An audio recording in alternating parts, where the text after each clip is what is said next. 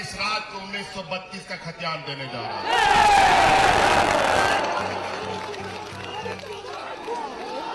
और आज ये हेमंत सोरेन इस रात के ओबीसी को 27% का आरक्षण भी देने जा रहा है।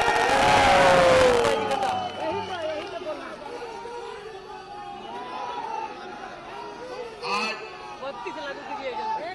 क्या 20 सालों में इनको ये याद नहीं आया? ये हो गया तो नौकरी चल के आपका घर में आएगा और आप घबराने का देखिए, इनको भ्रम हो गया है कि आदिवासी लोग, मजदूर, गरीब, कमजोर हैं, इन लोग नहीं लड़ सकता है। लेकिन इनको याद नहीं कि हम किस के वंशज हैं और ये झारखंड किसका धरती है। भगवान बिरसा मुंडा, सिद्धू कान्हू का बाजी, वीर बुद्धू भगत जैसे वीर शहीदों का धरती है। हम अपने पूर्वजों को ना कभी भूले हैं, ना किसी को भूलने दें।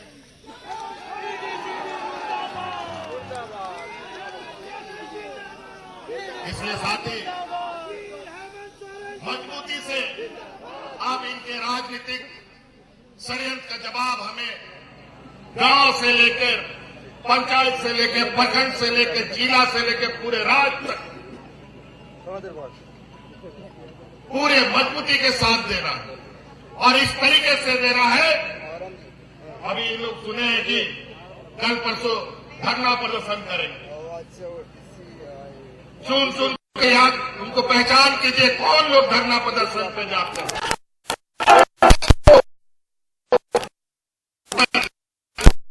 सिखाने का काम करते हैं।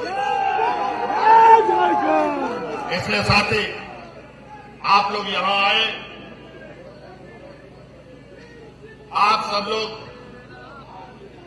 की भावनाओं को मैं समझता हूं और इनको याद नहीं है झारखंड के लोग ने जब ठान लिया अपना लड़ाई लड़ने का, ये तब तक लड़ेंगे जब तक हम मंजिल ना हासिल करें, अपना अधिकार ना प्राप्त करें। अरे ये हमारी पार्टी तो हम लोगों ने 40 साल संघर्ष किया राज को बनाने में। तो ये छोटा मोटा लड़ाई के लिए घबराने से और इन सब चमकाने से कोई नहीं चमक सकता। आज 20 सालों में इन लोगों ने, चाहे इस राज्य का किसान हो, चाहे इस राज्य का मजदूर हो, चाहे इस राज्य का आम नागरिक, सभी को इन लोगों ने तबाह कर दिया। और योजनाबद्ध तरीके से इनको मालूम है, जरा यहां एम्बुलेंस फंस रहा है, इसको एम्बुलेंस को फंसने ना दे, एम्बुलेंस को निकाल दो, थोड़ा रास्ता भाई लोग खाली कर दो, एम्बुलेंस को निकालने दो।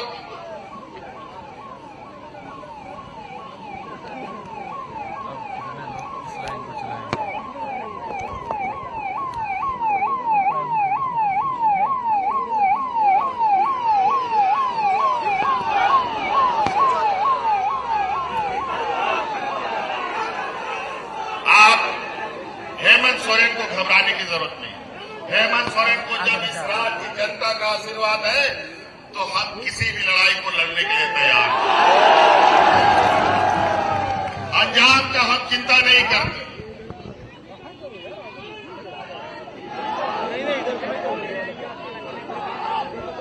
आज बहुत सारी लड़ाई लड़नी है।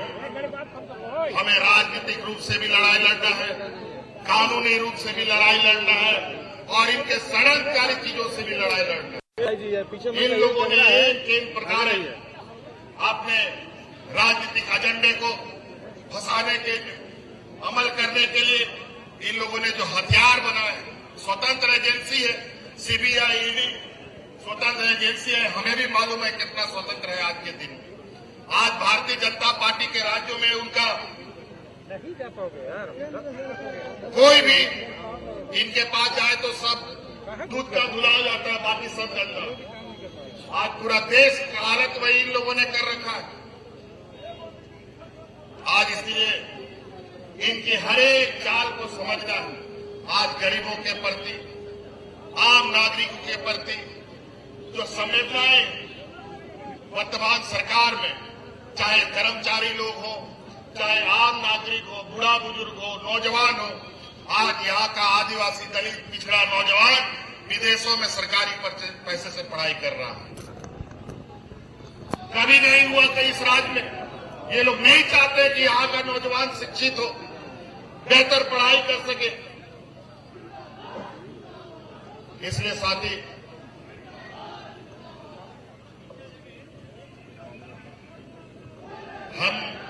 हमें कोई चिंता नहीं है। आप लोग आए, आप लोग का बिल्कुल स्पष्ट ये हो जाना चाहिए, इससे हम घबरा नहीं रहे हैं, इससे बल्कि हम और तब के निकलते हैं और मजबूती होकर के निकलते हैं। जब जब ऐसे विपरीत परिस्थिति आती है, झारखंड मुक्ति मोर्चा और मजबूती के साथ आगे बढ़ता है। हमें लड़ने का और ताकत मिलता है, हमारे लोग और ताकतवर होते हैं। इसलिए जो भारतीय जनता पार्टी हमारे अभी लोग चुप करके कभी गवर्नर हाउस में रात बिताता है, कभी ईडी हाउस में रात बिताता है, कभी सीबीआई के यहाँ रात बिताता है, कभी प्रधानमंत्री जी के घर में रात बिताता है।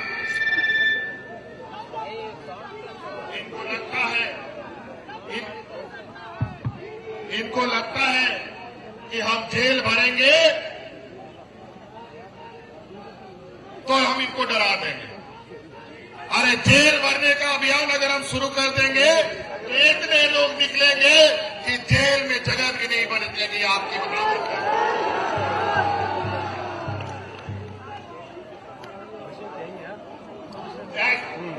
वो भी हो जाए, कब्जा करने का जरूरत है, साफ बात जाएगा। देखो उधर से और भी टेंशन आप लोग आ रहा है। साथियों,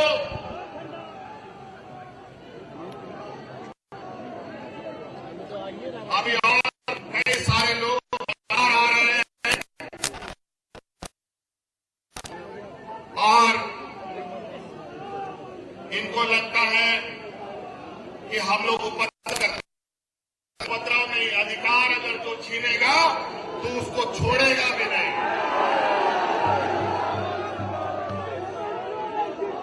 और वही हाल है,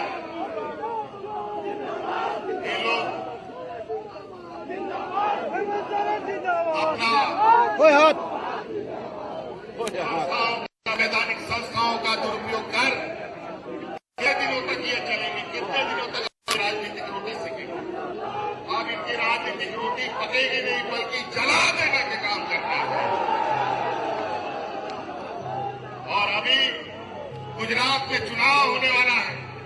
मैं तो यहां से कहता हूं, गुजरात में रहने वाले हमारे आदिवासी भाइयों, समझ जाओ और एक भी आदिवासी सीट भारतीय जनता पार्टी। तो झारखंड के मुख्यमंत्री हेमंत सोरेन आज ईडी के सामने पेश नहीं हुए, बल्कि उसके बाहर जो है उन्होंने आज ये भाषण दिया है, जिसमें उन्होंने साफ कहा है कि आप ये अलग अलग तरह से पूछताछ के लिए क्या बुलाते हैं, हिम्मत है तो सीधे मुझे गिरफ्तार करके दिखाएं। हमारे साथ हमारे सहयोगी मनीष कुमार हैं। मनीष, एक तरह से हेमंत सोरेन ने सीधी चुनौती दे दी है, ईडी के दफ्तर न जाकर, पूछताछ के लिए न जाकर, बाहर एक सीधा बयान देकर के गिरफ्तार है, हिम्मत है तो सीधे मुझे गिरफ्तार कीजिए। निश्चित रूप से सुशील, ये लगता है कि हेमंत सोरेन को इस बात का आभास हो गया है कि देर या सवेर जो जांच एजेंसी ईडी है वो उन्हें किसी न किसी बहाने गिरफ्तार करेगी। इसलिए उन्होंने पूरे मामले को एक तरह से राजनीतिक रंग दे दिया है कि जो कुछ भी मेरे साथ हो रहा है ये एक राजनीतिक साजिश का परिणाम है। मैं हिस्सा मांगता हूं, मैं अपने जब भी किसी केंद्र के सामने कोई मांग रखता हूं तो मुझे सीबीआई या ईडी के माध्यम से धमकाने की कोशिश होती है और यह कहकर कि संबंध क्यों भेज रहे हो, मुझे आके गिरफ्तार करो। आप कह सकते हैं कि हेमंत ने उस तरीके की परिस्थिति के लिए एक तरह से अपने काडर को, अपने समर्थकों को, अपने सहयोगियों को ये संदेश भेजने की कोशिश की है कि वो एक बड़ी राजनीतिक लड़ाई लड़ने के लिए तैयार हैं और जो कुछ भी उनके खिलाफ हो रहा है वो एक राजनीतिक साजिश के तहत हो रहा है। और इसी के लिए उन्होंने बार बार कहा कि जांच एजेंसियों का दुरुपयोग हो रहा है और केंद्र सरकार उन्हें जांच एजेंसियों के माध्यम से एक तरह से उनके सरकार को अस्थिर करने की कोशिश कर रही है। सुशील जी, और एक तरह से अब ये भी हो सकता है कि ईडी दोबारा से उनको समन के लिए अब बुलाएगी ही निश्चित। अगर वो आज की तारीख में न जाए और नहीं गए तो गिरफ्तार करेगी। देखिए, ईडी गिरफ्तारी करने में उतनी जल्दबाजी नहीं दिखाएगी, लेकिन हाँ सुशील, यह भी एक सच्चाई है कि जिस प्रकार से राज्यपाल ने चुनाव आयोग की अनुशंसा को इतने समय से लटकाया हुआ है, अब कई महीने हो गए, उन्होंने चुनाव आयोग को अपने अनुशंसा को पुनर्विचार करने के लिए भी लिखा है, तो ये लग रहा है हेमंत सोरेन इतने ज़्यादा अगर एग्रेसिव हैं तो उसके पीछे कारण यही है कि उन्हें लग रहा है कि जो बीजेपी का प्लान ए था कि इनके विधायकों को तोड़कर वो सरकार अपनी सरकार बनाने की कोशिश करे, उसमें तो उन्होंने विफल कर दिया, लेकिन अब ईडी के माध्यम से उन्हें गिरफ्तार कर फिर से ये पूरी राजनीतिक अस्थिरता या कहिए कि नई राजनीतिक समीकरण बनाने की जो कोशिश हो रही है, उसमें उन्होंने एक तरह से आप कह सकते हैं कि इतने आक्रामक रुख अख्तियार कर उन्होंने पूरा जो गेंद है वो बीजेपी के पाले में कर दिया है कि ठीक है, मैं गिरफ्तार होने के लिए तैयार हूं, मैं आपके सम्मान का ऑनर नहीं करता हूं, सम्मान क्यों भेज रहे हैं, आपको अगर कुछ करना है तो मुझे आके गिरफ्तार करें। तो आप कह सकते हैं उन्होंने एक बात और कही कि अगर मैंने जेल भरो अगर शुरू कर दिया तो शायद जेलों में जगह रखने की जगह कम हो जाएगी। तो ये लग रहा है कि उन्होंने आज जो कुछ भी वो अभी बोल रहे हैं वो उनकी सोची समझी रणनीति या अपने सहयोगियों के साथ जो भी उन्होंने कल रात से लेकर अभी तक विचार विमर्श किया है, ये उसी का परिणाम है। सुशील जी, शुक्रिया मनीष। हम इस मसले पर आगे भी करेंगे बात। तो झारखंड के मुख्यमंत्री हेमंत सोरेन ने सीधे सीधे प्रवर्तन निदेशालय के नोटिस को आज चुनौती दे दी।